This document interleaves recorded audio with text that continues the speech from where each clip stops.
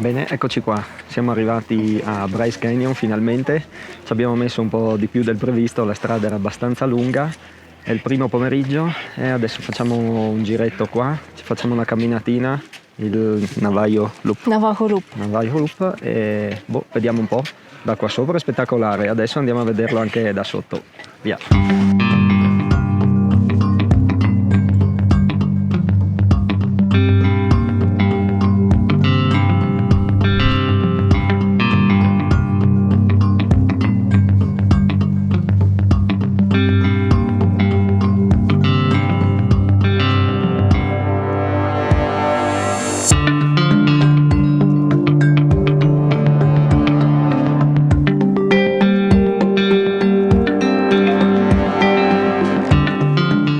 Bryce Canyon prende il nome da chi ha scoperto questo canyon, che poi in realtà non è un canyon. Tutte queste formazioni rocciose, questi pinnacoli che vengono chiamati Odos, sono formati dall'azione degli agenti atmosferici su una roccia calcarea facilmente erodibile. Pertanto tutta questa zona non è stata formata da un fiume, quindi viene chiamato canyon anche se propriamente non è un canyon. In ogni caso lo scopre questo Bryce, un esploratore, che afferma che questo è un posto terribile dove perdere una vacca. Poi è stato designato come parco nazionale agli inizi del Novecento e questa, ho letto prima, questi Odos si possono trovare anche in altre zone del mondo, in altre parti dell'America, ma la concentrazione che c'è qui a Bryce Canyon è unica in tutto il mondo. Da nessun'altra parte è così esteso e ci sono così tanti Odos. Allora il sentiero ci sta portando sempre più in basso, dovrebbero essere circa un 150-170 metri di dislivello da dove siamo partiti e penso dovremmo essere quasi sul fondo perché ha iniziato a esserci vegetazione arbustiva, ma ci sono degli alberi, sono delle conifere, non so cosa possano essere, forse delle tuie, dopo andrò a cercare, però in questo ambiente molto aspro crescono delle conifere di alto fusto. Adesso non lo so, ma questo albero qui almeno 50-60 anni deve averceli. E vedendo un po' la morfologia della zona e cosa c'è per terra, penso che ci siano dei colli, delle frane, pertanto è impressionante che questi alberi riescano a raggiungere queste dimensioni. E poi ci sono gli scoiattolini, questo forse è un chipmunk tipo. Ciao piccolo. Ok.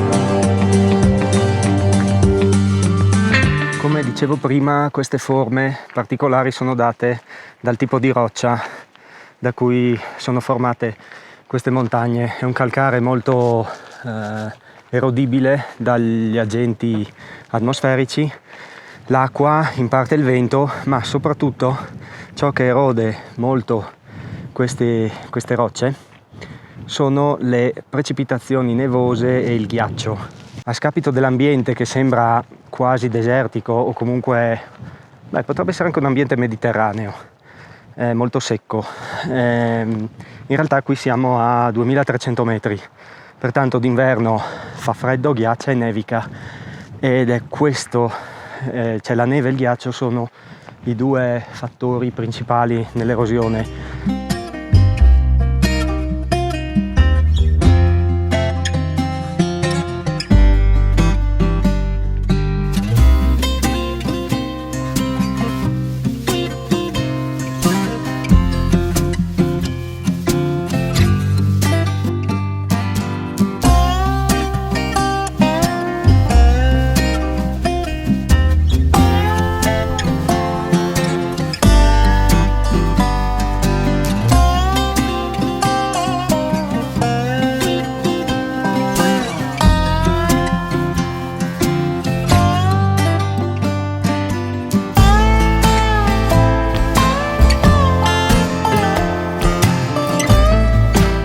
abbiamo terminato il Navajo Trail, adesso siamo tornati in quota, qui c'è tutto l'anfiteatro e adesso andiamo all'Inspiration Point, un quarto di miglio mi pare, lo vediamo là. Adesso praticamente seguiamo qui il bordo dell'anfiteatro e arriviamo a un altro punto panoramico.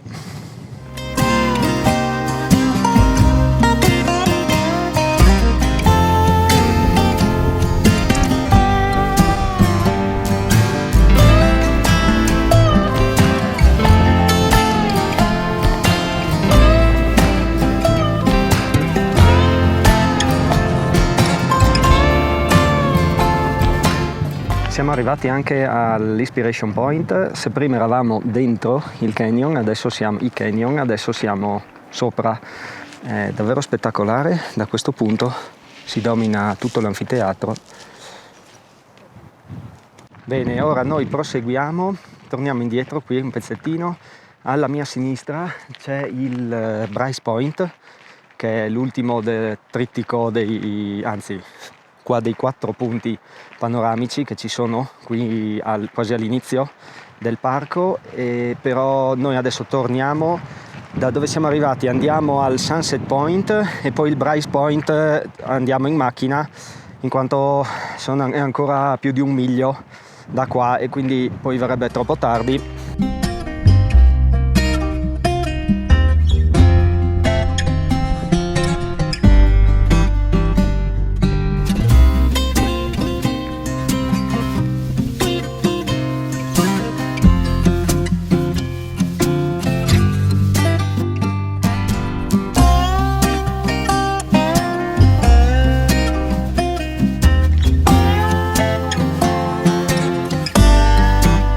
Allora, siamo arrivati anche al Bryce Point, chiaramente il punto porta il nome dello scopritore del luogo, ovviamente è il più panoramico e scenografico.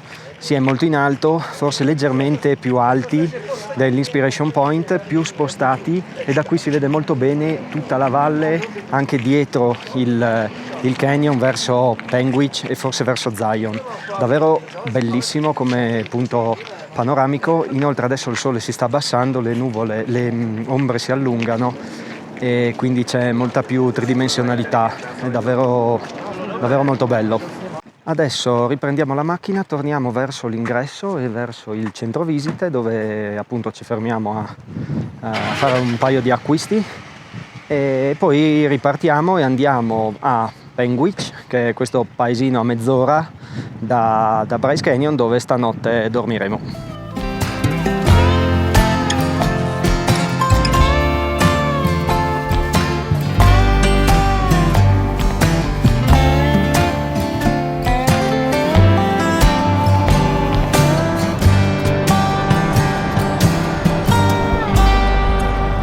Siamo arrivati al nostro motel, questa è Panguitch, piccola cittadina, deve essere molto antica, ci sono dei cartelli sulla storia degli edifici, ce n'è di molto vecchi, risalenti ai primi del Novecento. Adesso qui non ci sono molti posti per mangiare, c'è una steakhouse con scritto cucina tipicamente del West, vediamo, solo che dobbiamo aspettare circa mezz'oretta perché c'è coda, come in quasi tutti i posti dove siamo andati a cena, però sono abbastanza svelti nel gestire gli ordini, quindi di solito veramente in anche meno di mezz'ora ti siedi per mangiare. Il Bryce Canyon è stato bellissimo, è veramente quasi una sorpresa. È un parco nazionale abbastanza conosciuto, ma non come altri, non come Yellowstone chiaramente, però è veramente bellissimo. È piccolo, un giorno forse è troppo, dipende cosa si vuole fare. Ci sono dei sentieri molto belli, i tempi che danno di percorrenza sulla mappa, come già detto, secondo me sono calcolati sulle prestazioni americane, non si sta così tanto. È chiaro che è la prima volta che ci vai, ti fermi tanto, fai tante foto, quindi alla fine diciamo perdi molto tempo per quel motivo, ma come camminate, come lunghezza non sono lunghissimi, non sono lunghi come scritto come tempi. E quindi secondo me mezza giornata facendo alcuni sentieri e spostandosi in altri punti con la macchina o con l'autobus del parco si riesce a fare, ed è veramente bello. è stata una sorpresa. E adesso torniamo indietro, aspettiamo, non possiamo fare altro. Noi poi domani partiremo da qui e andremo a visitare il Zion Park. Quindi io ti saluto e ci vediamo domani. Ciao!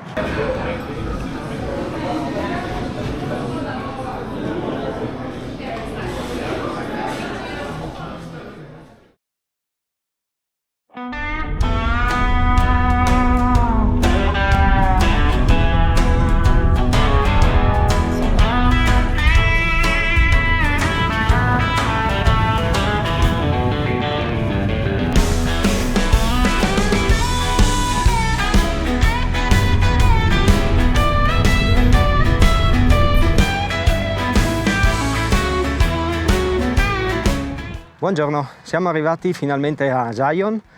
Stamattina ce la siamo presa un po' con calma, non avevamo tanta strada, 1 oretta e 20 circa per arrivare al Visitor Center, però tra l'ingresso dove c'è stata un po' di coda, il tunnel dove anche lì abbiamo dovuto aspettare un po', siamo arrivati tardi e il parcheggio del Visitor Center era pieno. Abbiamo iniziato un po' a girare per cercare parcheggi, non ne abbiamo trovati, quindi siamo usciti dal parco per parcheggiare a Springsdale e prendere il bus navetta e con molta nostra sorpresa abbiamo scoperto che i parcheggi di Springsdale, quelli vicino alle fermate della navetta, sono a pagamento. Quelli più vicini all'ingresso del parco sono ben $30 al giorno. Ora, non perché voglio fare troppe polemiche, però dentro il parco parcheggio gratis e prendo il bus navetta. Fuori dal parco per prendere la stesso bus navetta che è gratuito ma è più lontano rispetto all'interno del parco devo pagare $30. Quindi non volevamo lasciare questo obolo all'amministrazione, quindi siamo rientrati nel parco. Adesso abbiamo corso un po' su e giù, abbiamo trovato un parcheggio a circa 700 metri dall'ingresso della zona dove si accede solo con l'autobus e adesso ce la siamo fatta a piedi e adesso arriviamo. Forse dovevamo correre a prendere l'autobus. Sì, non volevo interromperti. Vabbè, aspetteremo 10 minuti adesso il prossimo bus, ma almeno andiamo dentro nella zona, quella dove le auto non sono, dove non si può entrare con la propria auto.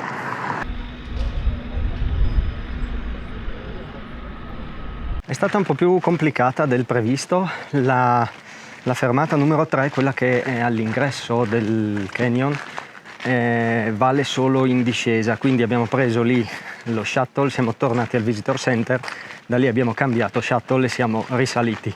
Adesso siamo scesi allo Zion Lodge e adesso facciamo prima The Grotto Trail e poi Emerald Pools. Vediamo.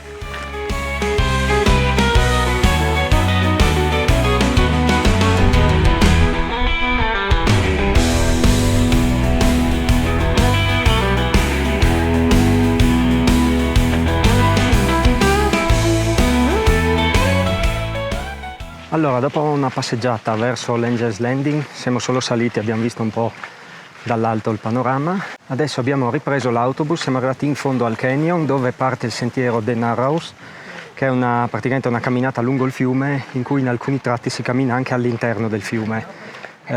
Consigliano di utilizzare delle scarpe apposite perché può esserci un'alga urticante e la prima parte in realtà si può fare senza... c'è uno scoiattolone bello grande e la prima parte si può fare anche senza, non si va nell'acqua, si fa con le scarpe normali, noi facciamo un pezzettino e poi torniamo indietro.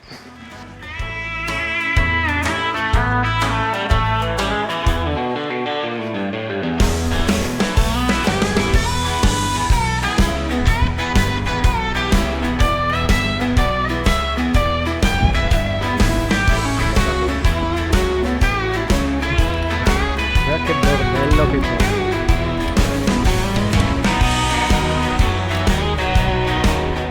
In mezz'oretta circa abbiamo percorso il tratto di strada, quello all'asciutto.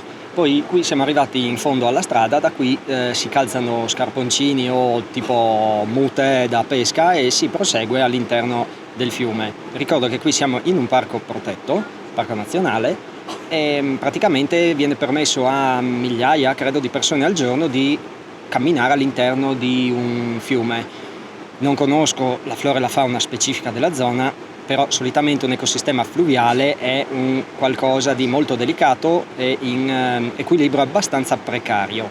Permettere a un sacco di gente di camminarci al suo interno non penso sia uno dei migliori modi di attuare delle politiche di conservazione che sicuramente ha questo parco, come tutti gli altri parchi naturali. Per un paio di motivi, sia perché per arrivare fin qui comunque si cammina mezz'oretta, si prende su un po' di polvere, di sporco, di sabbia e poi si cammina all'interno del fiume e quindi sicuramente si aumenta la torbidità, come anche la si aumenta camminando all'interno smuovendo sassi. Tutti i pesci, non lo so se ce ne sono, ma sono solo una parte degli animali presenti, poi c'è tutta la flora, ma la microfauna, quella che vive al di sotto dei ciottoli e dei sassi, e camminandoci dentro e smuovendoli si crea comunque un danno. Se sono poche persone, come possono essere i pescatori nelle nostre zone, non è un grosso problema, ma qui hai visto prima il video, cioè ci sono decine e decine di persone all'interno del canyon, e molti muniti anche di bastone per non perdere l'equilibrio, e quindi tutto questo è un po' un paradosso secondo me dei parchi, come il super traffico che c'è all'ingresso, i parcheggi pieni dove c'è gente che aspetta col motore acceso e tutto quanto. È particolare, ma probabilmente That's America e ce la teniamo così.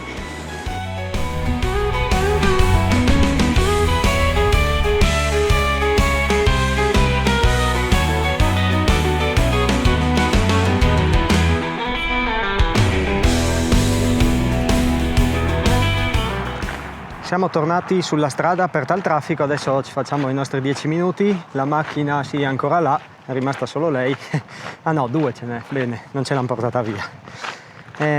Allora abbiamo terminato insomma la visita, domani rifaremo questa strada ma non torneremo nella parte chiusa al traffico. Come dicevo prima, Zion è sicuramente molto scenografico.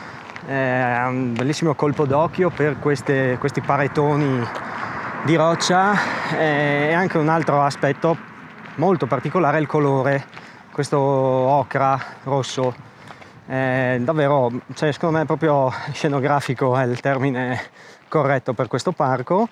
Detto questo, mia personale classifica viene sicuramente dopo Bryce e dopo Yellowstone come grandezza. Yellowstone batte tutti chiaramente, ma anche come sentieri e cose da vedere.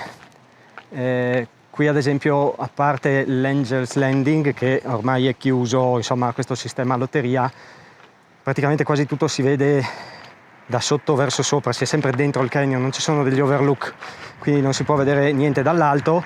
Quello secondo me toglie un po', però in generale a me sono piaciuti di più i precedenti 2 parchi. Ora prendiamo la macchina, sosta al Visitor Center per fare 2 acquisti, la toppa sicuramente e forse qualcos'altro, e poi andiamo a Springsdale dove dormiremo questa notte.